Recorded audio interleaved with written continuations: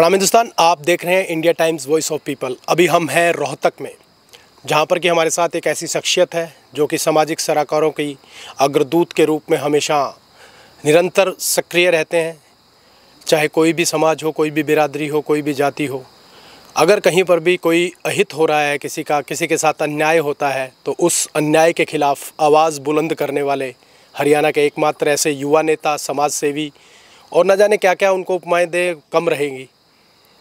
तो हमारे साथ हैं आज नवीन। जय हिंद नवीन जी, स्वागत है आपका। कैसे? जय हिंद जी। बिल्कुल। तो ये उपमाएं आपने ज़्यादा दे दी। मैं कोई नेता या समाज सेवी वगैरह कुछ हूँ नहीं जी। जैसे आप हैं वैसे ही मैं हूँ, बस इतना ही है। नहीं, देखिए क्या होता है कि नवीन जी, जो आदमी काम करता है और उसको दर्शाता नहीं है ना, वो उसकी महानता होती है और उसका वो कार्य करने की शैली होती है कि अगर अपनी महानता को, अपने कार्य करने के तरीके को अगर आप बखान नहीं करते तो वो बहुत अच्छी बात है। हमें तो समाज बताता है, जो समाज के लोग हैं उनसे हम मिलते रहते हैं, वो हमें बताते हैं तो कि आप क्या कर रहे हैं। चलो, थोड़े बहुत लोग होते हैं, वो उनकी मानता है, अपनी ऐसी कोई मानता वगैरह कुछ है नहीं। हाँ, इतना ज़रूर है कि जितना हो सकता है उतना कर लेते हैं लोगों को, जितना हमारी समझ है या जितनी हमारी कैपेसिटी है जी, उसके हिसाब से जो हो सकता है उतना कर लेते हैं। लेकिन इससे आप कोई इतनी बड़ी उपमा देने की ज़रूरत होती नहीं। नेता तो एक बड़ी बात होती है, समाज से भी तो उससे भी बड़ी बात होती है। जी जी। तो मैं तो अपने आप को इन कैटेगरी में मानता नहीं। कार्यकर्ता मानते हैं अपने आप को? हाँ, मैं तो जनसेवक। नहीं, जनसेवक भी फिर बड़ी हो जाती है। अच्छा जी। हम तो एक सिंपल एक जागरूक नागरिक कह सकते हो आप। चलिए, जो आप कह जितना रहे हैं जागरूक नागरिक को करना चाहिए उतना तो करते हैं, इतना ही कह सकते हैं। तो सबसे पहले मैं आपके आरंभिक जीवन में के बारे में जानना चाहूँगा कि आप कौन से गांव से हैं, कहां से आपने शिक्षा प्राप्त की और फिर किस प्रकार ये जो आंदोलन और सामाजिक कार्यकर्ता के रूप में आप कैसे आए? ये तो देखो, स्कूलिंग तो मेरी सबसे पहले तो मेरा गांव भैंसरू है, भैंसरू कला गांव है सापला के पास। और मैं स्कूलिंग सबसे पहले छोटूराम स्कूल था हमारा, पहले सरकारी स्कूल था गांव का, फिर सर छोटूराम पब्लिक स्कूल था आसनगढ़, फिर डीएवी था, फिर जाट कॉलेज था, फिर जाट कॉलेज के बाद MD university, Amravati university, Kurukshetra university, Chandigarh university से फिर वापस से एमडी यूनिवर्सिटी रोहतक।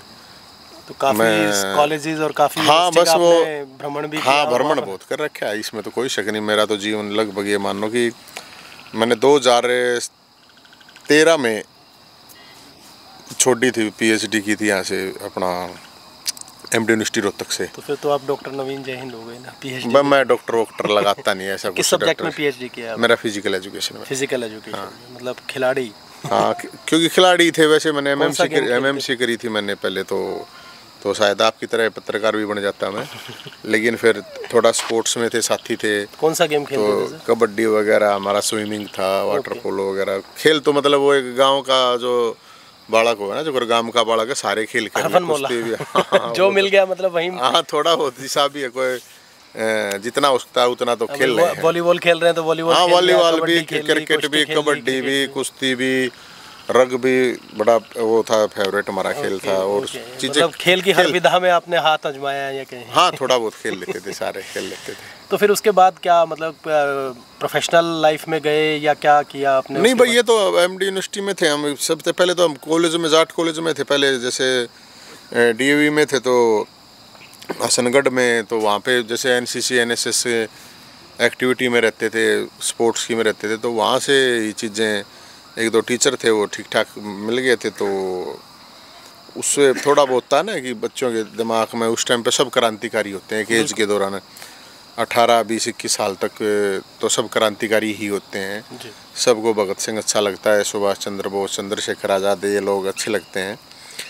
और धीरे धीरे फिर वो क्रांति मर जाती है, हमारी थोड़ी बहुत जिंदा रह गई थी, वही इतना ही था जी। फिर यूनिवर्सिटी में आके एक्टिविटी करने लगे थे और फिर करते ही चले गए जी। तो मतलब आपने कोई जॉब वगैरह या कोई बिजनेस ऐसा कुछ नहीं किया? ना, वो तो जॉब वगैरह का तो इतना मतलब सोचा, उस टाइम पे सोचा नहीं। फिर जॉब का तो परिवार तो कई यही सोचता है कि भी चलो पढ़ा दिए। फिर अब इन चीज़ों में पढ़ने के बाद वो चीज़ें मैं कहूँगा कि इतनी उस पर इम्पैक्ट डालती नहीं है। वो आदमी जॉब वगैरह से थोड़ा ना, आदमी वैसे ही दूर हो ही जाता है। हालांकि मेरा तो बाद में भी अभी भी सिलेक्शन हो गया था 2-3 साल पहले भी। जी जी। तो कभी छात्र संघ का चुनाव भी लड़ा आपने? नहीं, चुनाव वगैरह तो थे ही नहीं हरियाणा में उस टाइम पे। हमारा तो एक जय हिंद सेना मोर्चा के नाम से ये के संगठन था, उसी के नाम से चलता थे, उसी के नाम से। बंसीलाल की सरकार के दौरान चुनाव छात्र संघ के चुनाव? हाँ, हम तो उस टाइम पे खैर बच्चे ही थे, बंसीलाल जी की सरकार थी तो उस टाइम पे हम जब मैंने, क्योंकि ये मानो 1998 में आए थे हम तो कॉलेज में। ओके।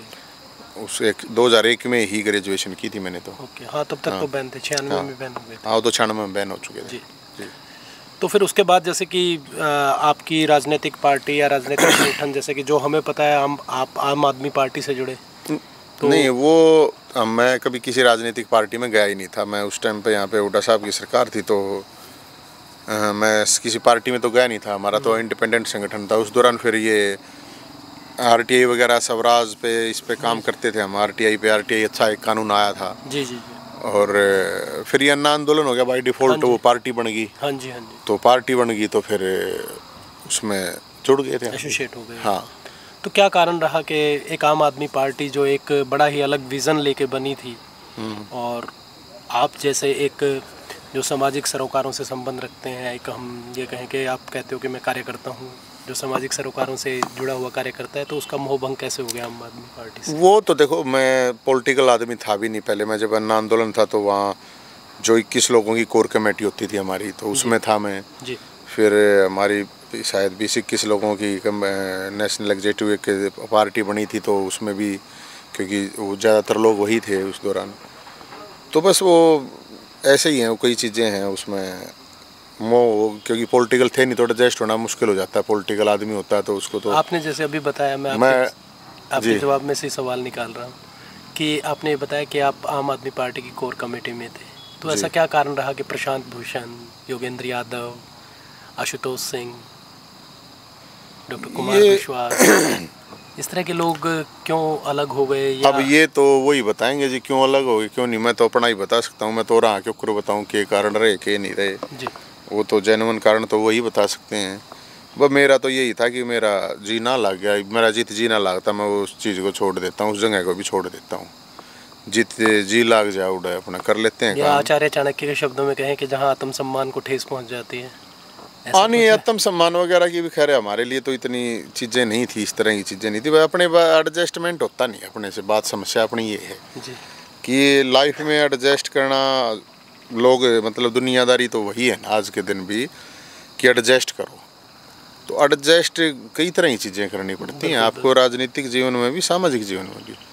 अब हम एडजस्ट करने वाले लोग हैं नहीं, ये सबसे बागी टाइप के लोग हम तो। मैंने ऐसा सुना है आपके बारे में कि मतलब कि जो परशुराम का जो एक वो कहें रलक कहें, या परशुराम जी की वो कहें कि हम एक अंदर रवानगी आपके अंदर है। ना, वो तो देखो बड़ी बात हो जाती है। परशुराम जी तो का व्यक्तित्व तो बहुत बड़ा व्यक्ति था। हम तो परशुराम के पै भी नहीं है। नहीं है तो नहीं, लेकिन मतलब आज के आधुनिक युग में कहें कि मतलब आप उतना अग्रेशन से काम करते हैं, उतनी एनर्जी से काम करते हैं, उतनी ऊर्जा से काम करते हैं आप। वो एग्रेशन ऊर्जा तो भगवान ने दे रखी है, भोलेनाथ ने, तो अब क्या करें जी। वो तो भगवान परशुराम का कह लो, हनुमान का कह लो, राम जी का कह लो, खाटू श्याम जी का कह लो, अरे का सारा कह रहा ना जी। किसी का भी कह लो, तो भगवान का ही कोई ऊपर का आशीर्वाद होता है तभी आप कुछ करता है।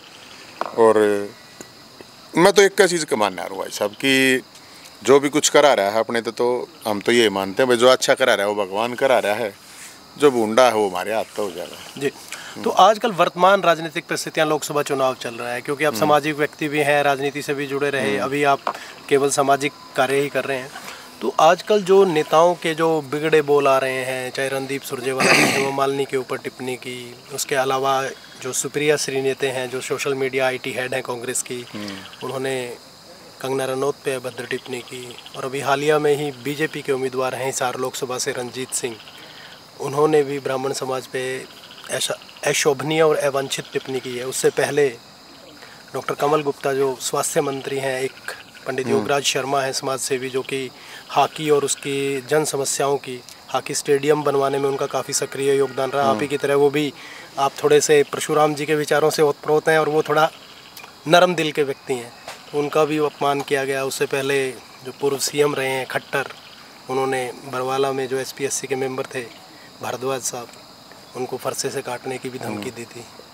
तो ये क्या हो रहा है आजकल, मतलब किस तरह की भाषा जो राजनीतिक लोग प्रकट कर रहे हैं, टिप्पणियां कर रहे हैं। राजनीतिक जो लोग होते हैं वो समाज का आईना होते हैं, समाज के वो नायक भी होते हैं, तो क्या इस प्रकार की चीज़ें करना सही है? नहीं देखो, ये तो सही तो कौन कहेगा। अरे मैं तो ये कह रहा हूँ कि अपनी देसी भाषा में हरियाणवी में कहावत है कि भाई जिसका सिर पर काला नाच है तो ये जिसकी जीभ पर काला बैठ जा है जी। तो इस तरह की बयानबाजी करते हैं। हालांकि किसी उस पर टिप्पणी करना ठीक होता नहीं है। कोई भी किसी भी तरह से, चाहे व्यक्तिगत हो, चाहे सार्वजनिक हो, सामाजिक हो, या किसी भी समाज पर, किसी भी जाति पर टिप्पणी करना तो बिल्कुल गलत है। जी भाई आपको अपनी जात की जय बोलनी है, बोलो, इसमें कोई गलत बात है नहीं जी। दूसरी की जात को नीचा दिखा के तो कोई नीचा तो होता नहीं है ना। अब ये तो अब जैसे बताया आपने अभी रणजीत चौटाला साहब ने, हालांकि उन्होंने माफ़ी मांग ली जी। तो, लेकिन वो कहावत नहीं है। वो कहावत है, अरे बोला माँ बोला बड्डा होगा बामणा न मारूंगा, तो फिर उसकी मानूंगा बेटा पहला बड्डा हो ले। तो वो कहावत होती हैं, तो वो कहावत इस तरह से ही बनती हैं। तो मेरा अपना ये मानना है कि हालांकि चलो अगर किसी की है उससे निकल भी जाती है तो वो तो उसके दिमाग की सोच की उपज है, लेकिन माफ़ी मांग लेना तभी कोई छोटा तो होता नहीं है जी। अब कोई भी इस तरह की टिप्पणी करेंगे, अब ये राजनीतिक रूप से अब ये चुनाव आ गए तो ये इस तरह की चीज़ें करेंगे। कोई हेमा मालिनी पे करो, चाहे कोई कंगना रनौत पे करो, चाहे किस्से पे करो। मेरा अपना तो ये मानना है कि मैं तो देखो इन चीज़ों से कि भाई महिलाओं पे तो कम से कम करने की ज़रूरत है कि युद्ध में महिलाओं का तो उनके ऊपर तो वार वैसे भी नहीं किया जाता मेरे हिसाब से तो। बिल्कुल। बाकी वैसे भी किसी भी तरह का वो नहीं करना चाहिए। अपना चुनाव है तो अपना चुनावी लड़ाई है, राजनीतिक लड़ाई है, अपनी लड़ो। जिसने वोट देनी होगी दे देगा, ना देनी होगी ना देगा। और सामाजिक रूप से किसी भी समाज पे टिप्पणी तभी की जाती है जब उसको कमज़ोर मान लिया जाता है, बोद्दा मान लें तो। और कोई भी समाज है वो जब तक संघर्ष नहीं करेगा, सड़क पर उतरने की हिम्मत नहीं करेगा, बोलेगा नहीं, आवाज़ नहीं उठाओगा तो बोद्दा हो भी जाएगा। और मेरा अपना मानना समाज कोई भी बोद्दा या कमज़ोर नहीं होता है, वो उसके नेता कमज़ोर होते हैं, जो उसके सोकोल्ड ठेकेदार बने होते हैं, हर समाज के हैं। और लीचड़ और कीचड़ तो हर बिरादरी में मिलेगा। अब ऐसा तो होता नहीं है कि भाई 100 आदमी है तो 100 के 100 खराब है। 98% तो लोग ठीक ही होते हैं हर बिरादरी में जी। अब वो 2% लोग लीचड़ कीचड़ तो हर जगह में लगा भाई साहब। उनका तो क्या करा जा सके है, उनका तो या तो कानून हिसाब किताब करे या ऊपर वाला हिसाब किताब करे। आज से 25-30 साल पहले तक अगर हम हरियाणा की बात करते हैं, या 20 साल पहले, 15 साल पहले तक की बात करें, जो ब्राह्मण समाज का जो रुतबा था, चाहे वो सामाजिक रूप से हो, चाहे वो राजनीतिक रूप से हो, काफ़ी उच्च स्तर पे था। तो क्या समझते हैं आज जो ह्रास हो रहा है ब्राह्मण समाज का, उसका क्या कारण समझते हैं आप? न्यूज़ का तो वैसे मेरी तभी 40-42 उम्र हुई है। 25 साल पहले की आपने बात बता दी तो मैं तो जिम्मेदार हूँ नहीं किसी चीज़ के लिए। जी जी। आग भाई मैं जिम्मेदार हूँ, मैंने आपको बताई थी। कोई भी समाज है, चाहे ब्राह्मण समाज है, कोई सी भी बिरादरी है, मेरा तो अपना ये मानना है कि हर बिरादरी में अच्छे लोग बुरे लोग होते हैं और अच्छे लोगों की तरफ देखना चाहिए। अब कोई भी अपनी बिरादरी का भी अगर गलत काम करता है तो उसको सपोर्ट नहीं करना चाहिए जी। और अच्छे काम किसी भी बिरादरी का करे है तो करना चाहिए। ये तो अब आपको ब्राह्मण समाज के जो नेता हैं, सो कॉल्ड MLA बने, MP बने, मंत्री बने, या कोई भी कुछ भी बना है, चाहे विधायक बना है, कोई भी बना है, ये तो वो बताओगे भाई साहब आपने। ये जो ठेकेदार बने घूमे हैं या वे बताओगे, मैं तो इसमें क्या बताऊँ। अब आज के आप नौजवान बालक से पूछोगे, 20, 25, 30, 40 साल तक के लोगों तक, 50 साल तक के लोगों तक को भी पूछोगे तो वो तो जिम्मेदार नहीं है। जी जी। अब ऊपर वही बात है, वो थोड़े बहुत कुछ मुट्ठी भर लोग होते हैं, वो समाज ने बेचा हुए हैं अपने पर्सनल स्वार्थ में। व्यक्तिगत स्वार्थ जहाँ बड़ा हो जाता है वहाँ समाज पिछड़ जाता है। किसी भी समाज के लोग, चाहे वो सामाजिक नेता हैं, चाहे वो राजनीतिक नेता हैं, जब वो अपनी खुद की एक इच्छाएं या अपने खुद का पर्सनल काम निकलवाने के लिए समाज का नाम प्रयोग करते हैं तब ये चीज़ें होती है। मैंने तो कभी इस तरह का ना तो हमने सोची, ना हमने करने की ज़रूरत है कि समाज का एक किसी भी तरह से राजनीतिक फ़ायदा उठाया जाए। ये ठीक नहीं है। एक सामाजिक कार्यकर्ता के रूप में आप काफ़ी काम कर रहे हैं, कर भी चुके हैं, लेकिन जो एक पावर आनी चाहिए, क्योंकि अगर समाज के काम और ज़्यादा अच्छे तरीके से करने हैं, चाहे वो 36 बिरादरी का समाज है, आपका अपना समाज हो, कोई भी हो, तो एक राजनीतिक ताकत की ज़रूरत होती है। तो नवीन जय हिंद अब अपनी राजनीतिक ताकत कहें या राजनीतिक ज़मीन कहाँ ढूंढ रहे हैं? नहीं, मेरी कोई ज़मीन नहीं, मेरा तो वैसे भी ज़मीन बांटा नाती भाषा थोड़ी ही आवे, 2 बीघे मेरे बाबू का आवे। मैं उसकी बात तब हमारी कौन सी ज़मीन है ना? मैं तो राजनीतिक ज़मीन की बात ना कर ना रहा हूँ। राजनीतिक कुछ नहीं, चुनाव कब लड़ने जा रहे हैं? ये सब मैं तो पहले भी कहता हूँ, आगे भी यही बात है, ये तो सब भोलेनाथ के ऊपर छोड़ रखा है। भोलेनाथ तय करेगा, मैं कोई तय करने वाला नहीं हूँ। और मेरी कोई इस तरह की वो नहीं, मन में कोई ताकत वाकत की मैंने ज़रूरत है नहीं, व्यक्तिगत रूप से मेरे को कोई ताकत वाकत की ज़रूरत है नहीं हमने ये। और मेरा तो अपना यही मानना है कि लोग जागरूक हो जाए, मेरा तो इतना ही मकसद रहता है। कोई भी समाज की बात कह लो, चाहे छत्तीस बरादरी की बात है, कि अपने आप को, अपने अधिकार, अपने कर्तव्य के प्रति जागरूक रहना ज़रूरी है। अगर आप जागरूक नहीं हो तो मैं तो यही मानता हूँ, फिर तो आप मुर्दा आदमी ही कहे जा सकते हो, कि मुर्दा ही होता है कोई भी है, ये तो सीधी ही बात है। जागरूक होना ज़रूरी है अपने समाज के लिए, अपने हकों के लिए, अपने कर्तव्य के लिए। और चाहे वो जात बरादरी के नाम तय और किसी भी चीज़ का, वो पढ़ा लिखा कोई कितना है, वो इस तरह से इन चीज़ों को यूज करता, मैं तो अभी भी एक बात कहता हूँ, तो वो तो मुर्दा ही है। और मैं तो सबको यही कहूँगा, भाई चुनाव का आते जाएंगे, अब आप देखो ना जी, पिछले 10 साल में, ज़्यादा नहीं कहूँगा, अगर आप कहूँगा मैं 10 साल की, अगर आप देखोगे पिछले 10 साल में कौन सी पार्टी और कौन से नेताओं का कौन सा स्टैंड क्लियर रहा है?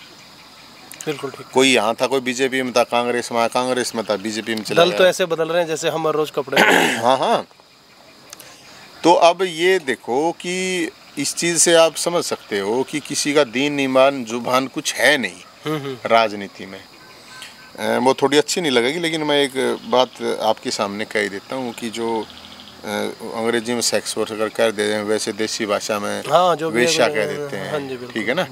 तो उनसे भी गिरा हुआ चरित्र जो हो एक नेताओं का होता है। 2% की बात नहीं कह रहा मैं जी, बिल्कुल, लेकिन 98% वो तो फिर भी सोशल रिफॉर्मर होती हैं। नहीं, रिफॉर्मर होते हैं या कुछ भी है, वो मजबूरी में, ये तो मजे के लिए अपने लिए करते हैं जी।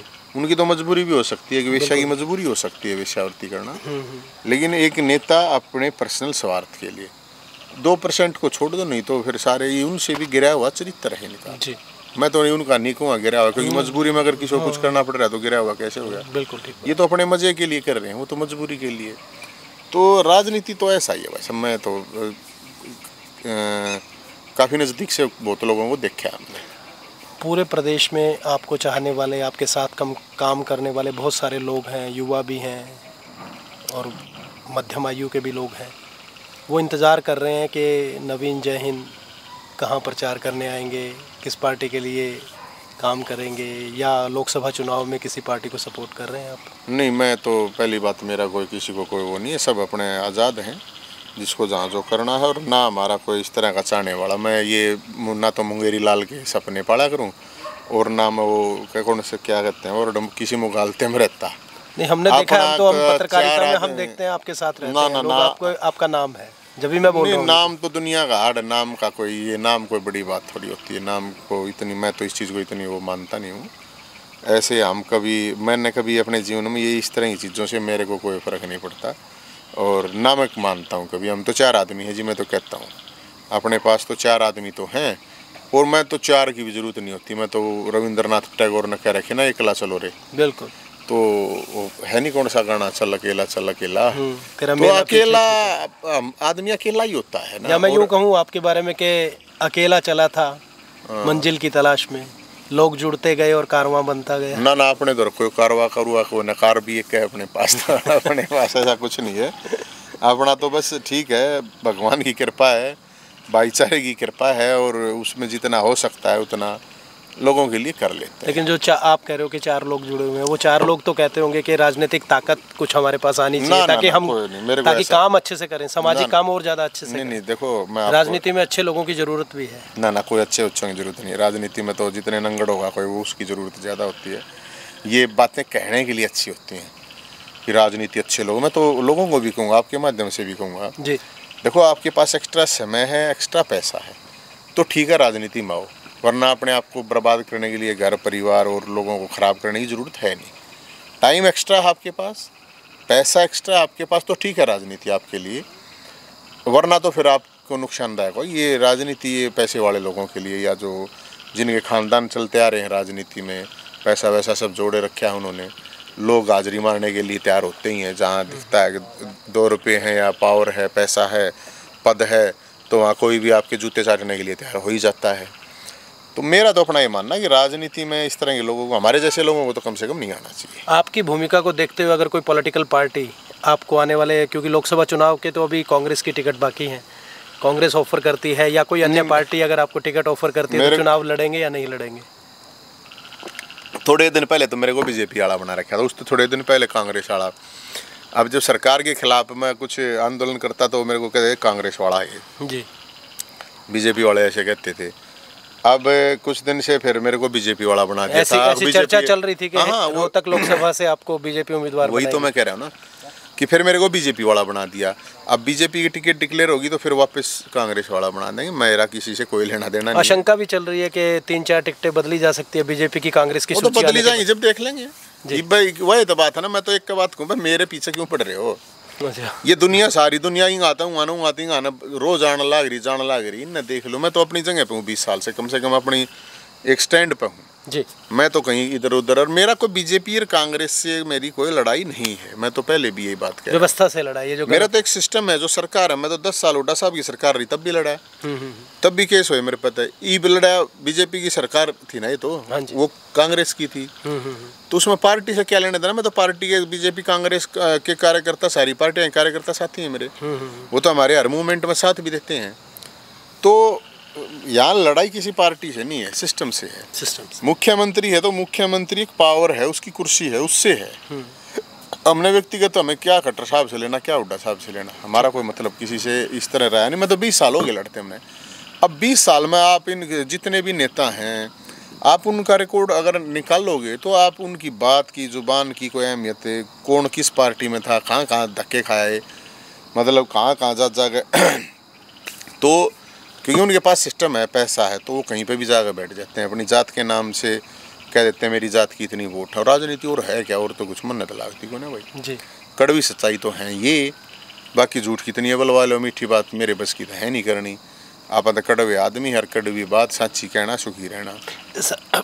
जैसा कि आपने अभी कहा कि 20 साल हो गए हैं संघर्ष करते हुए, व्यवस्था के खिलाफ आप आवाज़ उठाते हैं, तो उस आवाज़ में कितनी गूंज बढ़ी है, कितनी ताकत बढ़ी है और कितने कार्य आप करवा पाए हैं? ये मतलब एक, मैं ये नहीं कह रहा कि आपने 1000 कार्य किए या लाख किए, लेकिन एक इंटरनल सेटिस्फेक्शन होती है इंसान की, एक आंतरिक आत्मविश्वास भी आता है। नहीं देखो, मैं आपको बताऊं, जो पहले तो चलो हमारा यूनिवर्सिटी का ही इतिहास रहा था, कॉलेज का, यूनिवर्सिटी का, वहाँ पे तो जितने भी बच्चों के लिए काम करवाए गए हज़ारों तो कह ही सकते हैं। तो वो तो जो उस टाइम पे करे गए हैं, क्या पता क्या क्या। मैं तो अभी छात्र हित के लिए काफ़ी, मैं तो याद भी ना रखा, और उन्हें की कर कोई क्या दरिया में डाल, मैं तो समुद्र में डाल दिया हूँ। ठीक है।